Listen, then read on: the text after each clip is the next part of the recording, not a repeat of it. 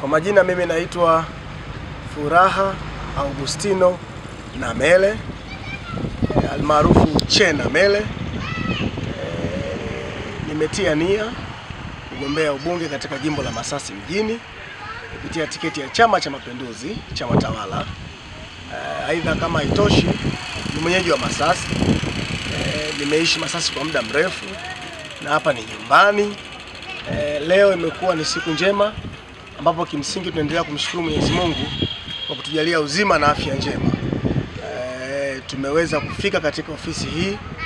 Binafsi nimeshakabidhi fomu kwa maana ya kuzirejesha katibu wetu wa chama wa wilaya, na ni matarajio yangu Mungu akiwa yuko upande wangu, panapo majaliwa, basi tunaweza tukafanikiwa katika mchakato huu ambao unahusu zaidi kujitoa katika kuwatumikia wananchi wa jimbo la Masasi.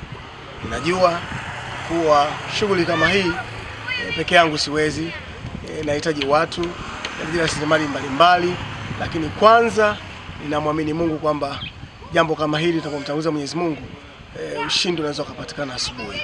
Lakini pia kama itoshi, niendelee kutoa rai kwa wananchi wenzangu wa jimbo la Masasi, hususan wanachama wenzangu wa Chama cha Mapinduzi, ambapo tutakuwa pamoja katika michakato yote. Tuendelee kushirikiana katika kupeana support ili lile kusudi la kumsimamisha au kumpata kiongozi ambaye atakuwa na sifa za uongozi, ambaye atakuwa na fikika, ambaye atakuwa na uwezo wa kumudu kutatua changamoto za wananchi, basi apatikane. Lakini pia kama itoshi, kiongozi ambaye hana makando, kiongozi ambaye sio mbinafsi, kiongozi ambaye yuko tayari kujitoa kwa roho yake yote, kwa moyo wake wote, kwa akili yake yote, kwa mali yake yote, kutumika kwa ajili ya kuwatumikia wananchi wa jimbo la Masasi mjini.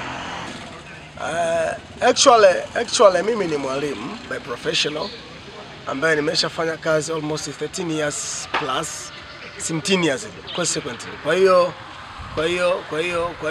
hiyo jambo ambalo naweza nikazungumza kuhusu kada hii ya ualimu ni kwamba tunafahamu ziko changamoto nyingi ambazo zinawakumba au zimetukumba sisi walimu kwa kipindi kirefu.